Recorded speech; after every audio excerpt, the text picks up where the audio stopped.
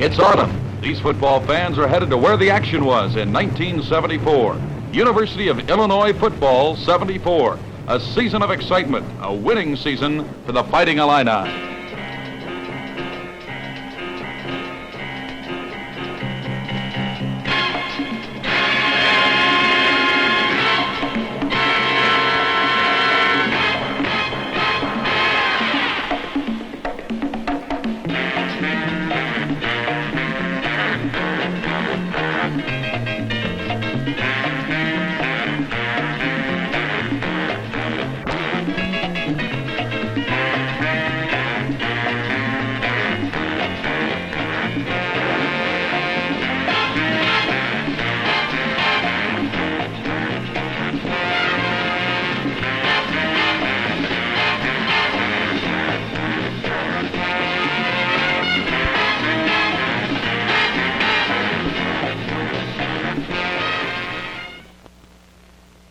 For more than 50 years, spanning the decades from Red Grange to Dick Butkus, thousands have thrilled at the play of some of football's greatest competitors at one of football's finest stadiums, Memorial Stadium on the campus of the University of Illinois.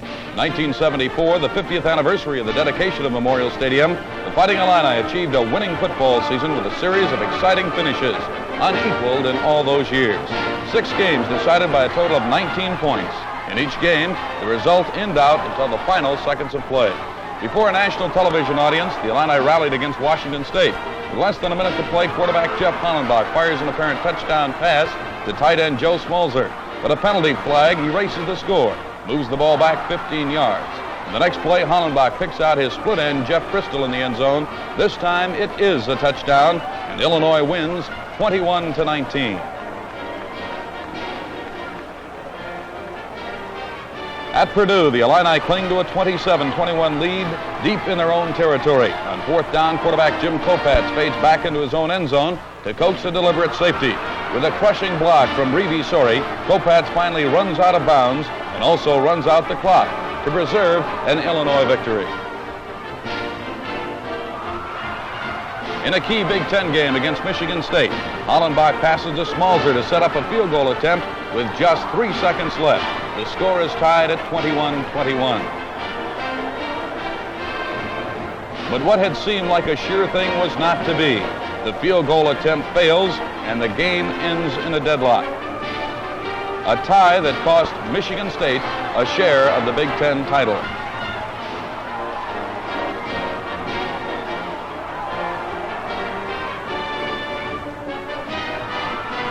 The next week at Iowa, the Illini, leading 12-7, put up one goal line stand to stop the Hawkeyes. But with 17 seconds to go in the game, on a 4th down play, Iowa scores to win by 2, 14-12.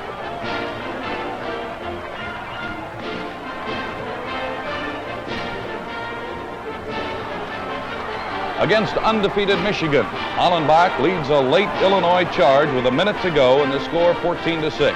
He passes to Joe Smolzer for what appears to be a touchdown. But an official rules Smolzer did not make the catch inbounds.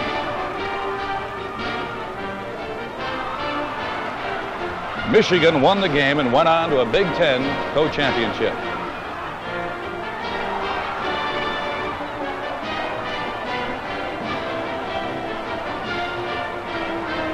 The next week at Minnesota, the Illini were trailing with a minute 45 to go in the game when Hollenbach ignited an amazing 5-pass rally that covered 87 yards in 61 seconds. 3 passes went to Smolzer, the winner going to Smolzer's replacement at tight end, sophomore Marty Friel. Hollenbach had to fire this pass between 2 Minnesota defenders. They collided after the ball got to Friel.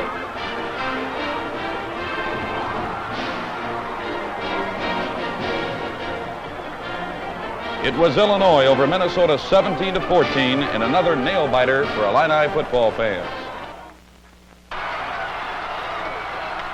They called him Mr. Poise, Mr. Confidence, Jeff Hollenbach, a senior from Pennsylvania who in only 2 varsity seasons passed for nearly 2,000 yards. Sharing quarterback duties with junior Jim Kopatz, Hollenbach covered 1,037 yards through the air in the 74 season. This play, a pass to Frank Johnson, good for 68 yards and a touchdown against Purdue. one of 7 touchdown passes by Hollenbach during the '74 season.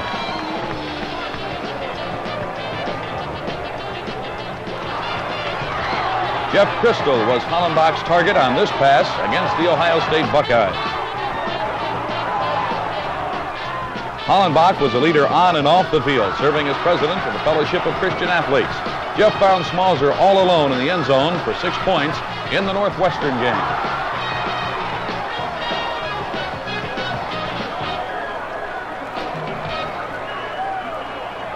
Smalzer, a rangy tight end from Chicago Heights Bloom, was one of the Big Ten surprise stories of the year, catching 29 passes for 525 yards. Against Michigan State, Smalzer picks up good yardage on this pass from Jim Kopacz. Joe could do something with the football after catching it, too. He rambles 45 yards and a touchdown here against the Michigan State Spartans.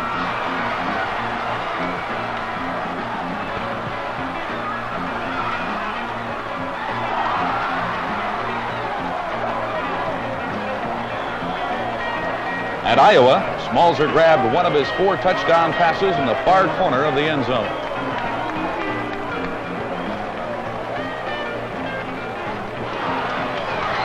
And against Minnesota, it's Smalzer for the score. One of 10 passes he caught that cold day in Minneapolis. With a preseason injury sidelining triple threat tailback Lonnie Perrin for the year, Jim Chubby Phillips took over as Illinois' big yardage runner and led the team in rushing and scoring for the season. The sophomore from South Bend, Indiana, skirted in for 22 yards in the opener against Indiana, one of his 9 touchdowns. Phillips' kickoff return against Washington State was a key play in that victory. It looked like he was going to be stopped many times, but Phillips bounced away for good return yardage.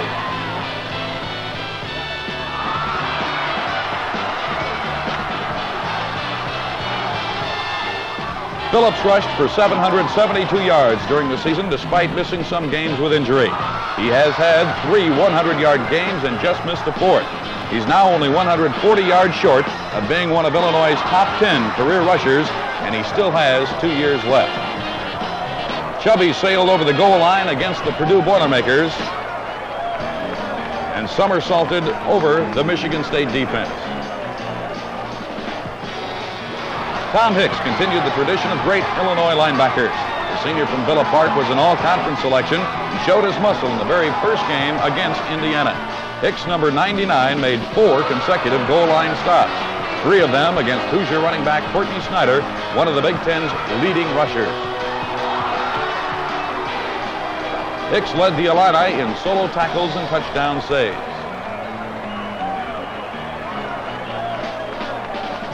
At Stanford, he grabbed off an airborne fumble and turned into a running back, complete with a stiff arm.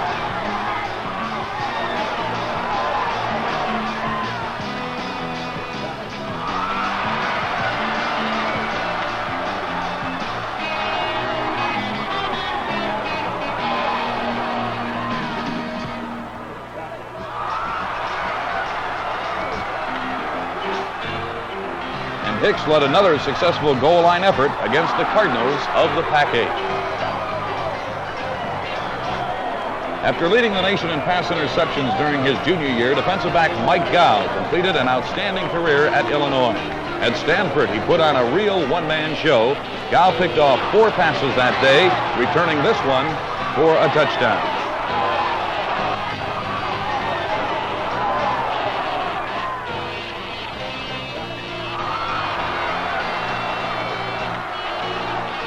Mike had the distinction of having all of Illinois' punt returns for the 1974 season. This one he returned for 56 yards against Stanford.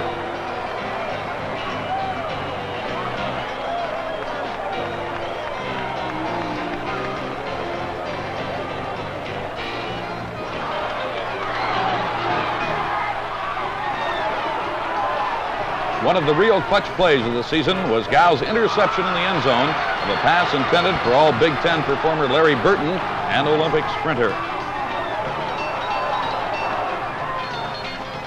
And Mike electrified the Illinois homecoming crowd with this 4th quarter punt return for a touchdown against Michigan.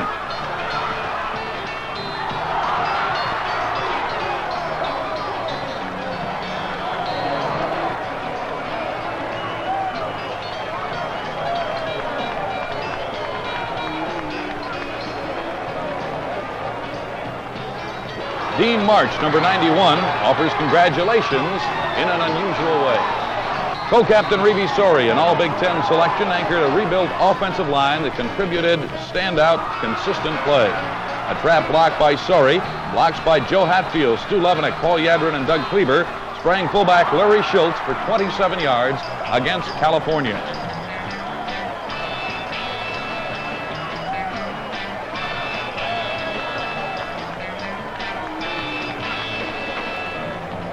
Chubby Phillips found plenty of running room behind blocks by those same linemen. Big tight end Joe Smalzer in the Minnesota game.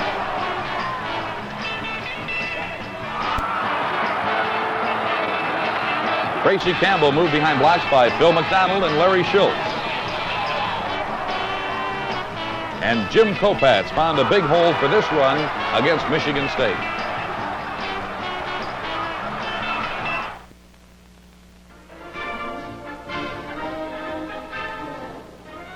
(1974) was a year of nostalgia for Illinois football fans as they were reminded of the early days of Memorial Stadium.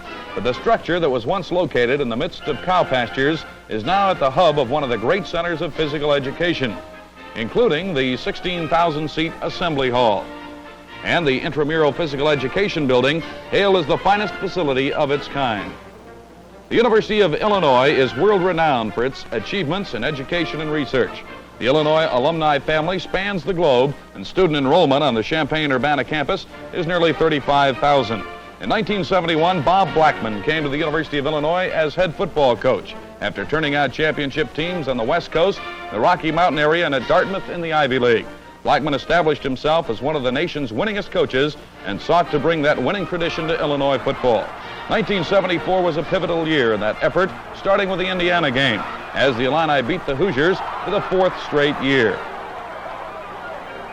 Sophomore Dan Beaver, already Illinois' all-time leading field goal kicker, booted through the first points of the new season. The first touchdown, Jim Kopatz to Frank Johnson, a play-action pass good for 40 yards.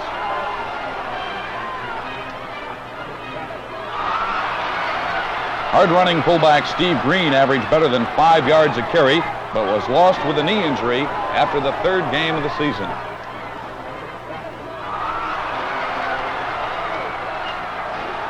Safety Bill Kleckner picked off a long pass from Indiana's Terry Jones, the Big Ten's leading passer, as Illinois shut out the Indiana Hoosiers 16-0.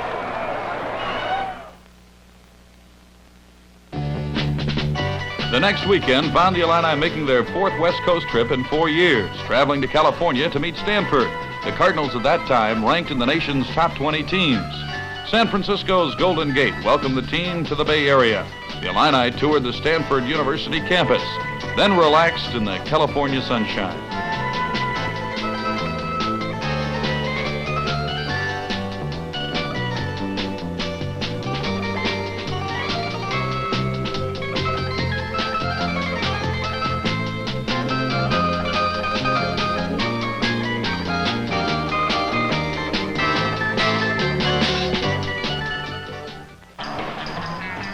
The Illini were ready, though, on Saturday afternoon as the defense intercepted 5 passes and recovered 4 fumbles, leading a 41-7 rout of the Cardinals.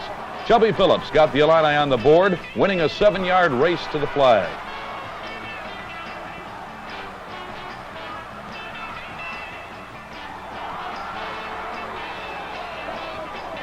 This was one of Mike Gow's 4 interceptions on the day, Mike gathering in a deflected pass and returning 17 yards.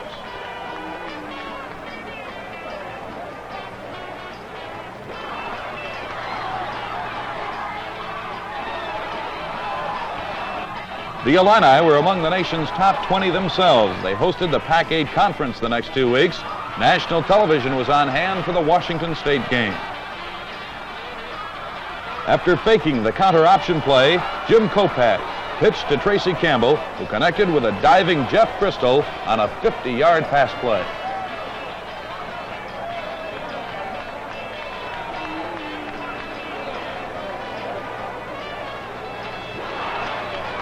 A few plays later, Kopatz goes in for a go-ahead touchdown.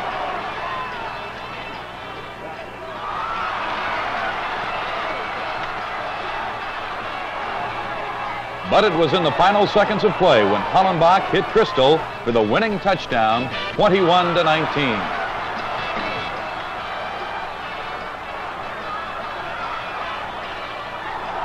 Jeff, who's usually reserved on the field, had his own version of a victory dance. Tailgate parties were in full swing for the Dad's Day game against California. Members of the Illini's pom-pom squad and their dads were also in the swing of things for the pregame show. California had a party of its own led by quarterback Steve Bartkowski, who went on to gain first-team All-America honors. Illini defenders sacked Bartkowski on this play, but the passing of the big quarterback was the difference in a 31-14 California win. Chubby Phillips gained 127 yards that afternoon, going all the way on this run.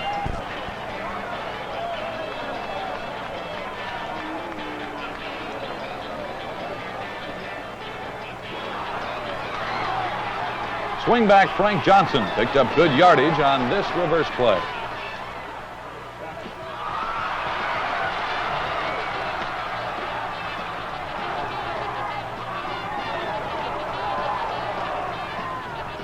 It was homecoming at Purdue as the Illini jumped back into Big Ten play.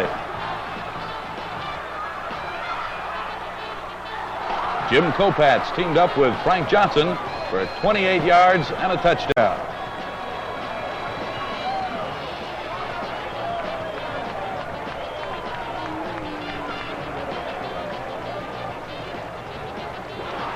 Dan Beaver tied his own school distance record as number 3 connected for 3 with a 52-yarder.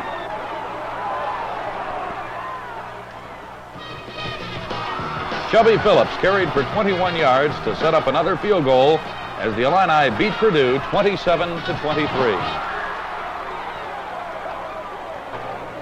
October 19th was a special day for Illinois football, the return of Red Grange, the legendary Galloping Ghost, considered the most famous college player of all time and the man who first drew big crowds to professional football. 50 years ago, Grange had run wild against Michigan in the dedication game at Memorial Stadium, scoring 4 touchdowns in the first quarter, running and passing for 2 more scores later. Grange gained 409 yards on the ground in 21 carries as the Illini crushed Michigan 39-14. Now, a half-century later, number 77 visited with the Fighting Illini on the eve of the Michigan State game. In talking with the players, he emphasized a facet of the game of football that has never changed, the importance of teamwork. I don't think any game I can think of that demands the great teamwork that football. And it's natural, I suppose, that one guy gets all the publicity and he's the guy that scores the points. And it isn't fair, and I know it because I played right end my first year in high school, and I didn't like we had a guy getting all the publicity either. And it's hard to keep a team intact at times, but I always felt that I was just a cog in a good machine, and I was very happy and proud that I had the opportunity to play here at the university, where I think you have one of the greatest facilities in the country, certainly the most beautiful stadium, and I enjoyed it here very, very much. On the field the next day, the Illini took an early lead over Michigan State, and on the Spartans' first play from scrimmage, quarterback Charlie Baggett was sacked. Number 96, defensive tackle John D. Feliciantonio tied teammate Dean March for the most tackles for losses in the Big Ten. Here, John D. pulls down Baggett. Sophomore Phil Burnessel moved into 3rd place on the Illinois career punting list with kicks like this one that covered 82 yards and was almost a safety.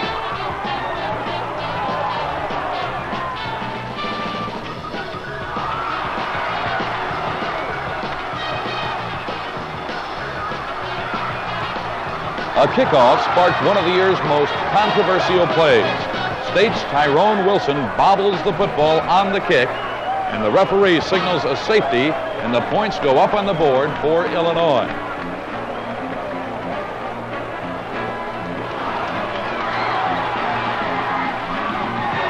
But after discussion, the play is ruled a touchback. It's 21-21 again, and that's the way it ended. The next week at Iowa City, Dan Beaver did some more record setting. A 50-yard field goal was the longest in Kiddick Stadium history.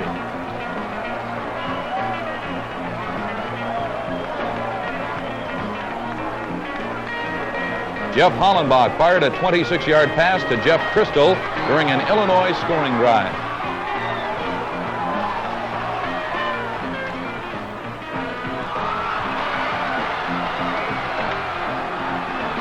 Defensive end Mark Peterson brought down the Hawkeyes' big 225-pound halfback Jim Jensen for a loss, but Iowa won 14-12. It was homecoming at Ohio State, and the Illini had hoped to challenge the number 1 ranked Buckeyes, but a number of Illini, including their 3 top ball carriers, were out with injuries, and others were weak after a siege of the flu.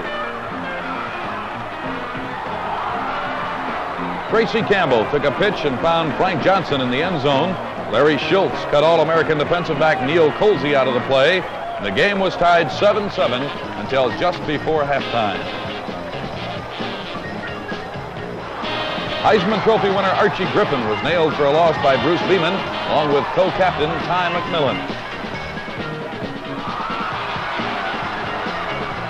Freshman quarterback Kurt Steger and Tracy Campbell combined for some razzle-dazzle in a big game, as what appeared to be a draw play turned into a screen pass back to the quarterback.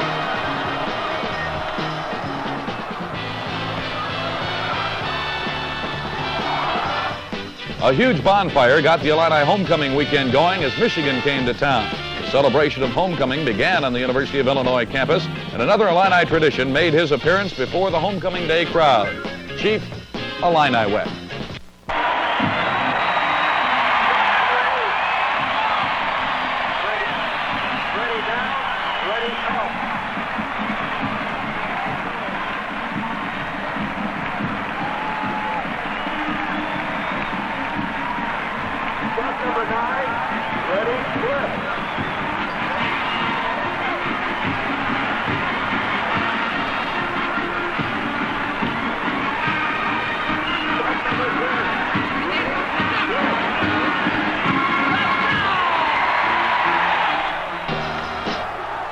With Illinois trailing 14-0 in the fourth quarter, defensive back Jim Stauner intercepted a Dennis Franklin pass and moved the ball deep into Michigan territory.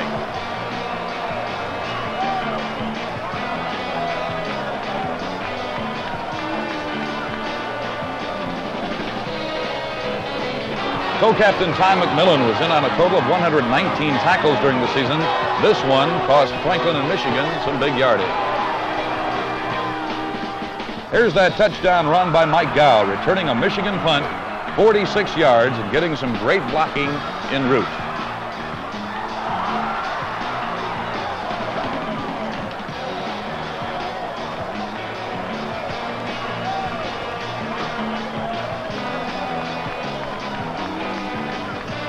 The Illini had a chance to tie the game, but the Hollenbach-Smalzer pass is ruled incomplete, and Michigan hangs on to win. On the road at frigid Minnesota, the Illini beat the Gophers. Dean Martzak's quarterback, Tony Dungy.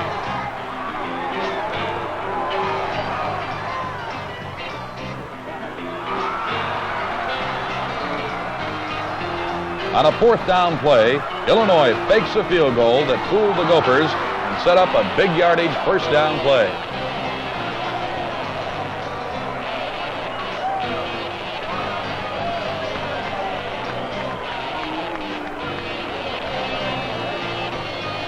And the winning drive in the fourth quarter, the biggest gain, a pass to Tracy Campbell, who ends up with 26 yards.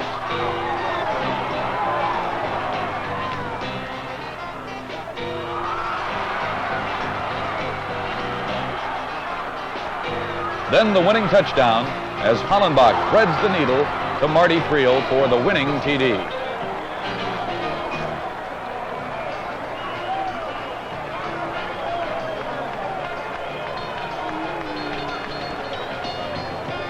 The Illini wrapped up a winning season on a rainy day at home against Northwestern. On the first play from scrimmage, Hollenbach fakes to the fullback, Larry Schultz, and hits Smalzer for 29 yards.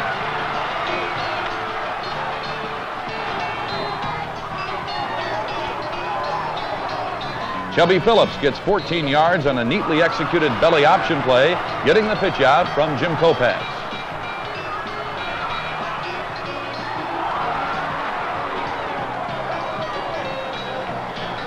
Senior Roverback Bill Euchre stopped the late Wildcat drive with an interception of a Mitch Anderson pass.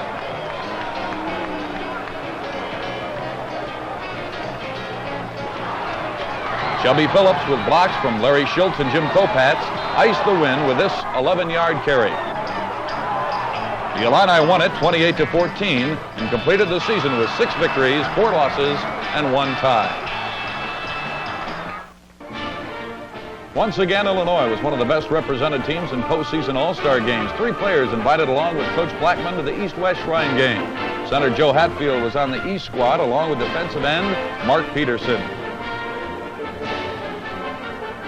Tom Hicks was named to the East-West and the Hula Bowl game.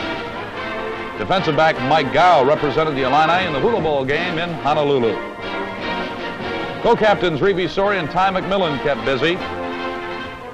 McMillan joined Sorey in the Blue-Gray game in Montgomery, Alabama, and the American Bowl in Tampa, Florida. Sorey made a 3rd appearance playing in the Senior Bowl game at Mobile, Alabama. Sorey and other seniors will be gone in '75, but outstanding backs Steve Green and Lonnie Perrin and big defensive tackle Scott Studwell will be returning from injuries and will join many veterans and promising newcomers when the coaching staff starts spring drills. Coach Blackman's staff include defensive line coach Gary Golden. Former Illinois All-American J.C. Caroline coaches the defensive backs. Dave Adolph handles the linebackers. John Nelson is the offensive line coach, while Carl Meyer coaches the offensive ends. John Jackson is the offensive backfield coach. Chief scout coach for Illinois is Walt Anderson, with Bruce Hoffman coaching the freshman Illini for Bob Blackman. 1974 had to be one of the most exciting seasons ever, with 6 of the games going right down the very final seconds of play. Illinois has finished in the upper division of the Big Ten in 3 out of the last 4 years. We feel our most important accomplishment, however, is that the young men in the Fighting Illini football team are now really thinking like winners.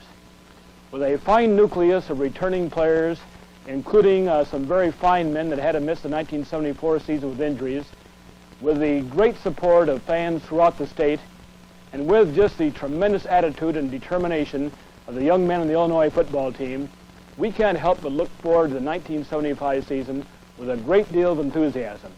We think it's going to be another very exciting year. And the 1975 season will present an outstanding schedule of opponents for the Fighting Illini. But fans will not soon forget 1974, a year of exciting football at Illinois.